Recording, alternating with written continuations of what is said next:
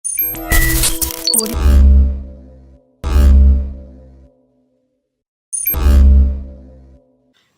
Back जी। एक मतलब फिर मैं आप सबको खुशामदीद करता हूँ अपने यूट्यूब चैनल पर। वीडियो के टॉपिक पे आने से पहले मैं एक छोटी सी रिक्वेस्ट करूंगा आपसे कि जिन जिन लोगों तक ये वीडियो पहुंच रही है वो कमेंट सेक्शन में बताएं कि वीडियो क्या उन तक पहुंच पा रही है। इससे मुझे पर्सनल अंदाज़ा होगा कि मेरी रीच कितनी है वीडियो की, और जो लोग वीडियो देख रहे हैं, जिस टाइम लाइन तक देख रहे हैं, जिस टाइम स्पॉट तक भी देख रहे हैं, तो वो फीडबैक से ज़रूर आगाह करें कि क्या चीज़ इसमें और चेंजेस हो सकती हैं, कहाँ पर इम्प्रूवमेंट की ज़रूरत है, कहाँ पर जो चीज़ आपको पसंद नहीं आ रही। ओपन हूँ मैं हर तरह के फीडबैक के लिए, तो वो आप कमेंट सेक्शन में लाजमी इस चीज़ को मेंशन करें। बाकी सब्सक्राइब लाइक करने का मैंने नहीं बोला। अगर आपको कंटेंट पसंद आ रहा है तो आप सब्सक्राइब कर लें, शेयर करना चाहते हैं तो अपने दोस्तों के साथ लाजमी करें, लेकिन कमेंट सेक्शन में बताएं लाजमी कि वीडियो आप तक पहुंच रही है और इसमें आप क्या चेंजेस देखना चाहते हैं। अब वीडियो के टॉपिक की तरफ आते हैं। पाकिस्तान वर्सेस ऑस्ट्रेलिया हमने देखा, T20 सीरीज हुई। इससे पहले ओडीआई सीरीज में हमने ये वाला रिजल्ट एक्सपेक्ट किया था कि व्हाइट वॉश होंगे हम यहाँ पर, लेकिन हमने उस सीरीज के ओडीआई सीरीज के स्टार्ट से पहले एक चीज यहाँ पर बताई थी कि फाइट चाहते हैं हम पाकिस्तान की तरफ से, कि पाकिस्तान वहां पर जाए, एक फाइटिंग स्पिरिट के साथ खेले। जो पहला ओडीआई पाकिस्तान ने वहां पर खेला, हारे वहां पर, लेकिन फाइटिंग स्पिरिट थी, क्लोज गए, बॉलर्स ने डोमिनेट किया। बैटर्स उस तरह स्कोर नहीं कर पाए वहां पर, लेकिन बॉलर्स ने डोमिनेट किया और बॉलर्स ने अच्छी परफॉर्मेंस दी। बड़ा उस चीज को हमने सेलिब्रेट किया, अप्रिशिएट किया। हारे थे, उसके बावजूद तनकीद नहीं की। वो मोमेंटम लेके हम अगले दो ओडीआईज में गए और दोनों ओडीआईज जीते, बड़े कन्विंसिंगली जीते। एक 9 विकेट से जीता, एक 8 विकेट से जीता, और दोनों में अच्छी खासी अमाउंट पड़ी हुई थी पीछे बॉल्स की। तो वहां पर हमने चीजों को टर्न अराउंड किया। एक एक हिसाब से जो चीजें हमने एक्सपेक्ट की थी वैसी नहीं थी। लेकिन T20 सीरीज, क्योंकि हमने ओडीआई सीरीज देख ली थी कि हमने वहां पर कितना अच्छा परफॉर्म किया, वहां पर हम 2-1 उनको हरा के आ रहे हैं, कन्विंसिंगली हरा के आ रहे हैं। तो यहाँ पर हमने देखा कि एक तो उनकी टीम भी कहें तो फुल स्ट्रेंथ नहीं थी, ऊपर से पाकिस्तान उनसे ओडीआई सीरीज जीत के आ रहा। तो हमने ये एक्सपेक्ट किया था कि यहाँ पर हम उन्हें व्हाइट वॉश कर सकते हैं। अगर व्हाइट वॉश नहीं तो कम से कम सीरीज तो जीत सकते हैं। लेकिन हमने देखा कि पहले T20 पाकिस्तान ने बिल्कुल जिसे कहते हैं पैथेटिक किस्म की परफॉर्मेंस दी।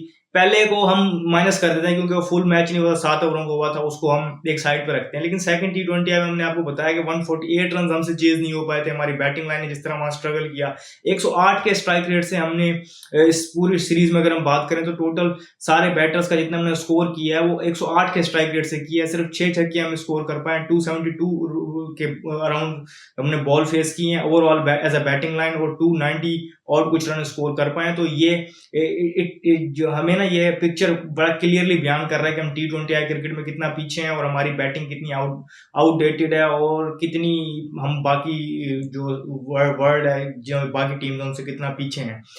आज की अगर पर्टिकुलरली T20 की बात करें तो अगेन हमने एक बिल्कुल मीडियोकर सा टोटल पुट किया, एक बेहतरीन बैटिंग विकेट पे, जो कि बाद में ऑस्ट्रेलिया ने प्रूव किया कि एक बहुत अच्छी बैटिंग विकेट थी। इस पे कोई इतने ना पिच में डैमेज से हमारा भी स्टार्ट बड़ा अच्छा था। हमने पावर प्ले में 6 ओवरों में 59 रन स्कोर कर लिए थे, बड़ा अच्छा खेल रहे थे। लेकिन उसके बाद हमने देखा कि हमारे तरफ से सेंसलेस बैटिंग, और जिसे कहते हैं कि लैक ऑफ ऑप्शंस होना बैटर्स के अंदर, उनके पास ज्यादा ऑप्शंस नहीं है। और हमारे पास जो बैटिंग लाइन है T20 की, अब इसमें बहुत ज्यादा प्लेयर्स हैं वो सूटेड नहीं है इस तरीके से। अगर हम बात करें आजकल की जो T20 क्रिकेट है उस हिसाब से, देखें बाबर आजम ने आज 41 रन स्कोर किए, सब उसकी तारीफ कर रहे हैं। आज की इनिंग उनकी अच्छी थी, लेकिन कितनी बार हमने ऐसा देखा कि वो पावर प्ले में वो इस स्ट्राइक रेट से इंटरनेशनल क्रिकेट में खेले हैं, उनका स्ट्राइक रेट पावर प्ले में बहुत लो है।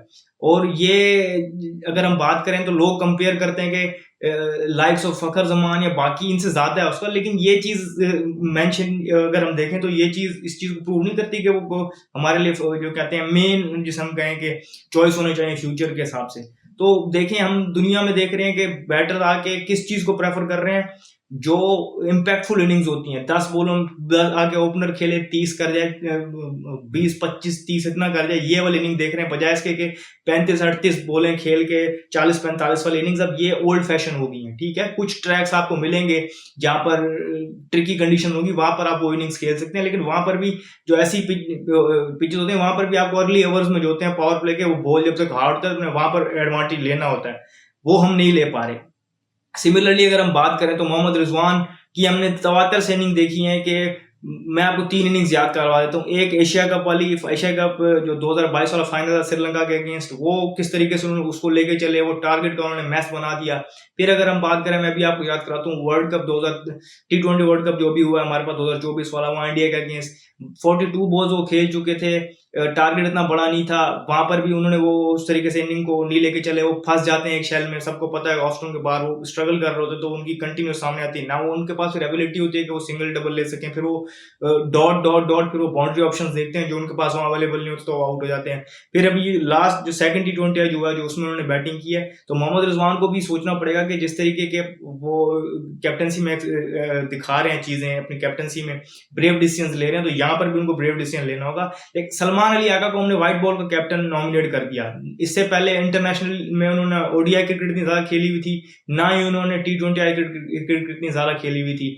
टेस्ट में उनका रिकॉर्ड फिनोमिनल है, टेस्ट क्रिकेट में हम उनकी बहुत ज्यादा तारीफ करते हैं। उन्होंने इंटरनेशनल पे हर जगह पे अपने आप को प्रूव किया है, परफॉर्म किया है पाकिस्तान के लिए मैचेस भी जिता के दिए हुए हैं, और बड़े सेफ फील्डर भी हैं, हैंडी स्पिन ऑप्शन भी है, और बैटिंग में भी अच्छे और फाइटिंग रन्स करते हैं ओटीएल के साथ। लेकिन ओडीआई क्रिकेट को इतनी ज्यादा नहीं खेले हुए, लेकिन फिर भी चले समहाउ जो उनकी बैटिंग है, जो उनका तरीका है और जो उनकी स्ट्रेंथ्स हैं, वो ओडीआई क्रिकेट में भी सूटेबल है। लेकिन अगर नंबर उनको दिया जाए, लेकिन यहाँ पर T20 क्रिकेट की बात हो रही है, हम पीएसएल में उनकी परफॉर्मेंसेस देख के, जहां पर वो 3 पे खेल रहे थे और वहां पर पिचेस का फर्क है, इंटरनेशनल क्रिकेट और जो पीएसएल के स्टैंडर्ड में लाजमी बात है, फर्क है। हमने उन परफॉर्मेंस उनको लेके यहाँ पर T20 में, और यहाँ पर उनको 5वें 6ठे पे खिला रहे हैं, और यहाँ पर वो क्लूलेस हैं। आज वो कैप्टन थे और उन्होंने 9 बॉल पे 1 रन स्कोर किया, ये कहाँ पर होता है? और जिसमें से उन्होंने 5 जो डॉट बॉल्स हैं वो एडम जैम्पा की खेली हैं। स्पिन कंडीशंस में पल्ले बड़े हैं, वो स्पिन के बड़े अच्छे प्लेयर हैं, लेकिन यहाँ पर वो क्लूलेस नजर आ रहे थे। क्यों? क्योंकि ये फॉर्मेट उनका फॉर्मेट नहीं है, ये चीजें हमें समझनी पड़ेंगी। फिर अगर हम आपको बात बताएं, उस्मान खान पीएसएल में बड़ी शानदार परफॉर्मेंसेस दी। पाकिस्तान क्रिकेट में जब से वो पाकिस्तान टीम में जब से आए हैं, उनसे एक चीज हम देख रहे हैं कि इंटरनेशनल स्टैंडर्ड को वो मीट नहीं कर पा रहे। पिछले मैच में उन्होंने 50 स्कोर की, लोग बड़ी तारीफ कर रहे हैं उसकी। ठीक है, 50-50 होती है, लेकिन आपको समझ आ रही थी कि वो रन उनके किस तरह हो रहे थे। मैंने आपको लास्ट मैच में बताया कि पेस के अगेंस्ट वो बहुत, जिसे कहते हैं ना, कि नजर आ रहा था कि वो बहुत पीछे हैं, उनसे उस तरीके से खेला नहीं जा रहा था। शॉर्ट पिच बॉल वो उस तरीके से फेस नहीं कर पा रहे थे, जो ज्यादा पेसी डिलीवरी थी उनको वो उस तरीके से कन्विंसिंगली नहीं खेल पा रहे थे। तो नजर आ रहा है कि वो बहुत ज्यादा उनमें लैकिंग मौजूद है, लेकिन हम उनको लेके चल रहे हैं, कंटिन्यूसली खिला रहे हैं, मौके दे जा रहे हैं।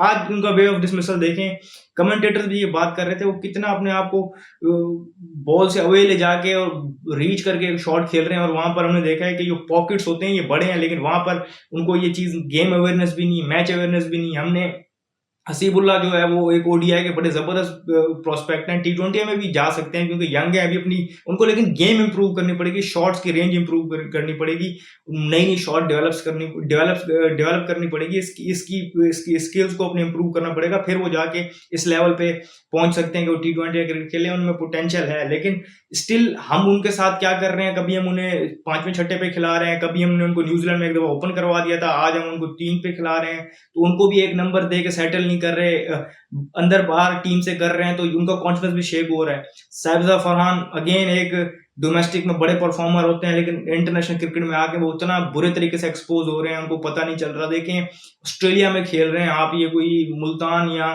कोई कराची की विकेट नहीं, आप खड़े खड़े पुल मार देंगे। वही हुआ, स्टार्ट उनको अच्छा मिला था, आज बॉल को टाइम कर रहे थे, लेकिन वही एक उनकी ऑब्वियस पता है कि ये शॉर्ट पिच बॉल के अगेंस्ट हमारी वैसे लाइनअप स्ट्रगल करती है, ये आप खड़े खड़े पुल मार रहे हैं, तो ऑब्वियसली उनकी कमजोरी नजर आ गई टीम्स को भी। तो आगे चल के वो क्या करेंगे, शॉट्स डेवलप करने पड़ेंगे। देखिए T20 क्रिकेट में इस बात को यही शॉर्ट करते हैं क्योंकि पाकिस्तान, ओवरव्यू दे दूं, पाकिस्तान ये मैच अगर हम बात, ऑस्ट्रेलिया अगर बात करें 7 विकेटों से मैच जीत चुका है, और स्टॉइनिस की बहुत शानदार रनिंग थी, मैच तो ये सूरत हाल हो गई।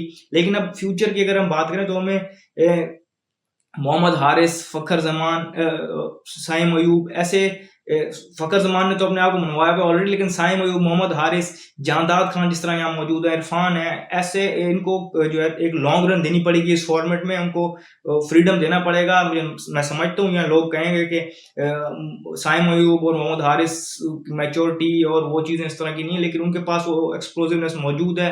हमारे पास जो अवेलेबल लॉट है इस टाइम, उसमें वही वो चीज़ नज़र आ रहे हैं जो उस थोड़ा-सा जो उस तरफ है, जो मॉडर्न डे क्रिकेट है, उनको बनाना पड़ता है, प्लेयर्स को बनाना पड़ता है। जिस तरह मैंने जहांदाद खान का नाम लिया, ये हमारे पास एक अच्छा पावरफुल हिटर है, वो हिटिंग बड़ी अच्छी कर सकता है, फास्ट बॉलिंग भी कर सकता है, बड़े अच्छे तरीके से उन्होंने आज बॉलिंग की है। उसके अलावा बैटिंग की हमने झलक उनकी देखी है पीएसएल में भी और डोमेस्टिक में वो कर रहे हैं। उनको बनाना पड़ेगा। इससे पहले हमारे पास मोहम्मद वसीम जूनियर है, जिसको हमने नहीं बनाया। उस तरीके से हमने उन पे बैटिंग में इन्वेस्ट नहीं किया, उस तरीके से उनको प्रॉपर चांसेस नहीं दिए। 2 वो खेले थे हमारे लिए आईसीसी इवेंट्स, दोनों में उन्होंने बेहतरीन बॉलिंग की, लेकिन उसके बाद वो इंजर्ड हुए, अभी वापस आ रहे हैं ऐसा-ऐसा, लेकिन हमें उनको बनाना पड़ेगा, प्लेयर्स को बनाना पड़ता है।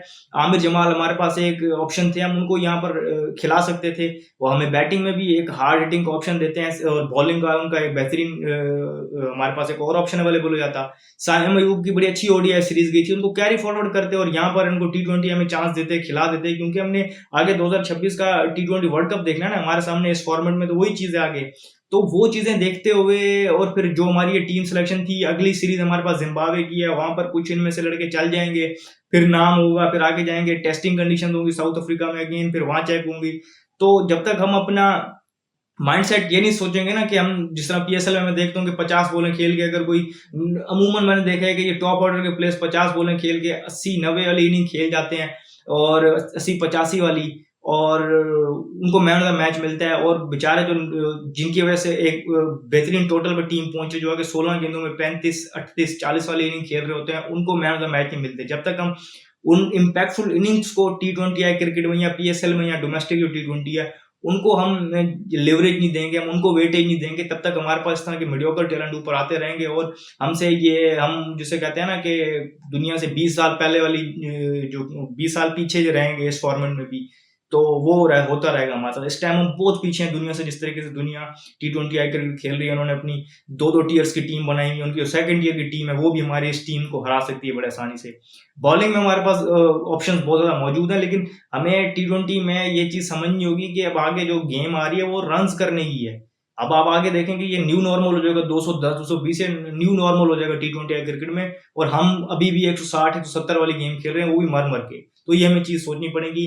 मज़ीद इस हवाले से थोड़ी बात करेंगे, चैंपियंस ट्रॉफी को टच करेंगे नेक्स्ट वीडियो में। इस वीडियो में फिलहाल इतना ही, मुझे दीजिए इजाज़त। शुक्रिया। अल्लाह हाफ़िज़।